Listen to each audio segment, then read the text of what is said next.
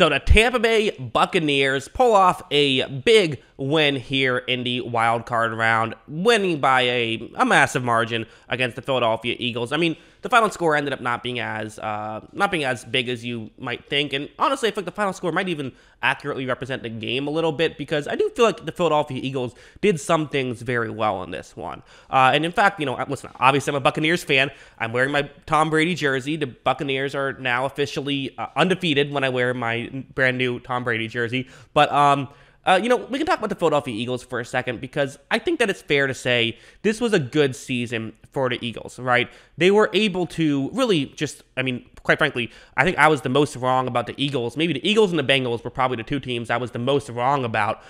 They ended up both widely exceeding my expectations, specifically Philadelphia, who I thought was going to be a bottom 3 team in football this year. And I was thinking, poor Jalen Hurts is going to have this awful team around him. What will he be able to do? But this team had stuff they did very well. They ran the ball very effectively. We saw that Devonta Smith is a legit good wide receiver option. Dallas Goedert is that Zach Ertz heir apparent who can play very well. The offense has its bright spots. There's really no denying that. And their defense, I know that today, I thought even today, they played well. I know that you end up giving up 31 points, but a lot of that was because their offense kind of put them in bad situations. Philadelphia, at the end of the day, ended up outgaining Tampa Bay in terms of yards per play, 5.5 yards per play, to Tampa Bay's 4.8, and they only had 10 less total yards, given the slow start that Philadelphia had. Now listen, you could argue some of that is garbage time, but there's still some good stuff to look at, and I think the future is bright for Philadelphia. In fact, Kyle and I were talking on the live stream during this game about the Eagles, and sort of about, Kyle brought up the question of, do you bench Jalen Hurts here? Do you put in Gardner Minshew? Things aren't going well, and Hurts wasn't playing his best. There's no denying that. A couple interceptions and about a few more that could have been interceptions that were dropped. But my argument was, he needs this experience. He needs to play through this playoff football for a young quarterback. It's just a different animal. It is. And a lot of young quarterbacks struggle when they have their first playoff game, and Jalen Hurts was no exception. But he got better as the game went on, and he did make some legitimately really good plays in that fourth quarter. It was too little too late. It was. But the hope is, in the future, if you do decide to go the Jalen Hurts route and see what he has for a following season, build a better team around him, you could potentially see that, he's gotten the rust off him. He's gotten that first one out of the way, and he'll be ready the second time, which is certainly a good thing. So the Eagles, from Nick Sirianni getting criticism in the his first press conference, and then, everyone saying they're going to suck. They blew out the Falcons week 1, and from that point on, they really did exceed our expectations.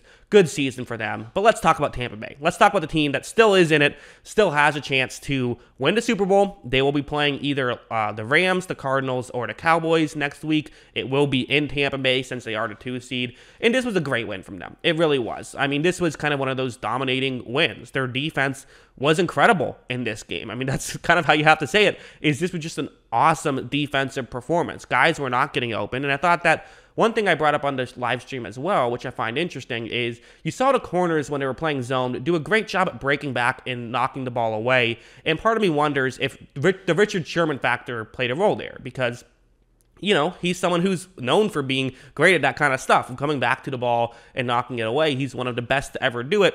We're now seeing Tampa Bay corners, sort of as the season has gone on, get better at that kind of stuff. Maybe it's just coincidence, but maybe the Sherman effect has something to do with that. Just something I thought of, but you're covering well. The pass rush is going to eventually have time to get there, and I thought Philadelphia's offensive line still played pretty well. But the run defense, I think having Lavonte David back just means so much. And that's what we saw, is Lavonte David, he's not going to get a lot of credit for stuff, and he did drop an interception, which was unfortunate. But for the most part, what he does is he takes away that first option. Goddard got him once, but for the most part, he's going to take that away, and it's going to make things difficult on a defense, and also opens up Devin White to kind of just be the guy who runs around, see ball, tackle the guy with the ball, that kind of stuff, which he can obviously do very well. So Devin White, I was joking with Kyle on the live stream, bringing that up for the third time now. Devin White, he's a different player in the playoffs. Like, Devin White has his struggles in the regular season. There's no denying that. But when it comes to the postseason,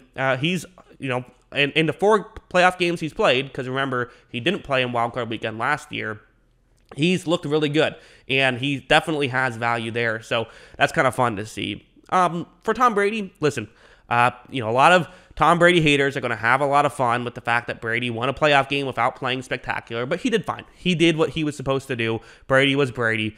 Brady didn't make any mistakes, which is notable. And again, the Philadelphia mindset was, we're going to keep everything in front of us and hope that you make mistakes. And it did happen to some degree. Tyler Johnson did drop that pass.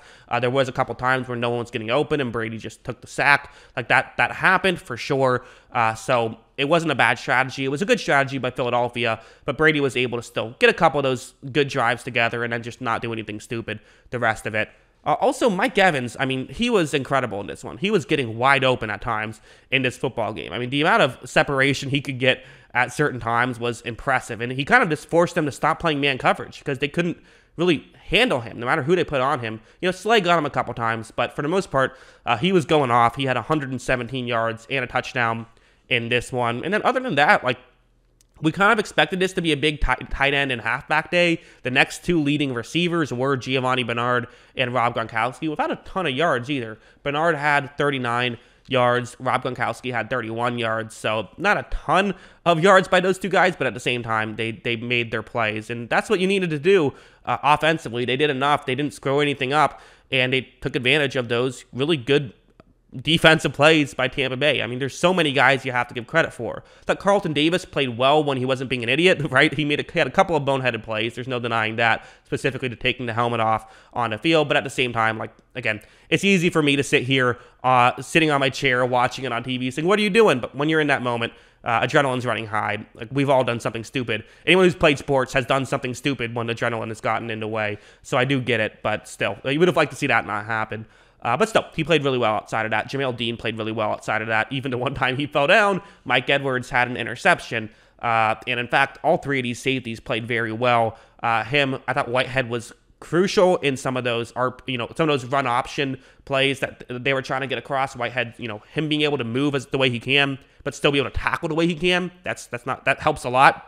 And Winfield, ended up with a sack as well. I thought he had a couple of good plays. So I already talked about Lavonte David and Devin White in the defensive line doing well. Even Joe Tryon, Soyunca, who is it Soyunca? The way my mouth works, I always say Soyunca. I don't know if that's how it's actually pronounced though, so I apologize if it's not. But that's I don't know how to say it anywhere else. It's not possible for my lips to say something different. So I hope that's how it is. Him being sort of the quarterback spy. I mean, it's such a luxury Tampa Bay has, where he's a rotational piece, just incredible. And then hey, Shaq Barrett with an interception and coverage, that was fun. So as a whole, I mean, listen, there was a lot to like about this game. The question was asked, as a Buccaneers fan, who do I want to see coming up, later? And I think my clear answer is not the Rams. Anyone else but the Rams. The Rams have had our number. They play a scheme that hurts us. They should be able to shut us down offensively. It could be kind of similar to beating the Saints last year, though, where it's kind of almost a similar scheme and everything. But as a whole, I'd like to avoid that if possible. Let's play. Listen, there's no easy matchups. We'd either play, if we don't play them, we're playing Dallas or we're playing Arizona. Those are two great teams. There's no bad team left in the NFC side. And assuming the Chiefs win tonight, there's no bad team left in the playoffs altogether. So it should be very fascinating. But yep, that's what I think. What do you guys think? Let me know in the comments below. Always love hearing from you. And of course, as always, thanks for watching.